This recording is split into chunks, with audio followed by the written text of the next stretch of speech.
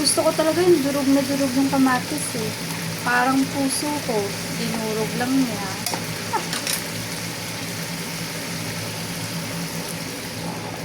Lagyan na natin yung eggs.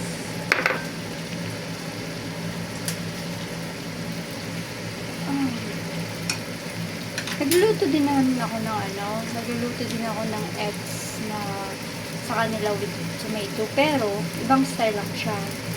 Ito na, nilalagyan nila ng ketchup. Tapos, hindi na binigisa sa bawang sa sibuyas. Eh, syempre, tayong Pilipino, gusto natin na igisa palagi sa bawang at sibuyas. Kaya, gumawa ako kami. Since nawala naman sila. Ayan, malapit na siya maluto. So beautiful.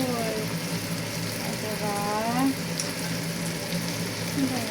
Pero gusto ko yung hinalo-halo siya. Hindi siya yung buo. Oh. Ayan, ang yummy. Looks yummy. Yes. Oh. Sarap. Yun. Kain na tayo. I have a little bit of rice. Oh.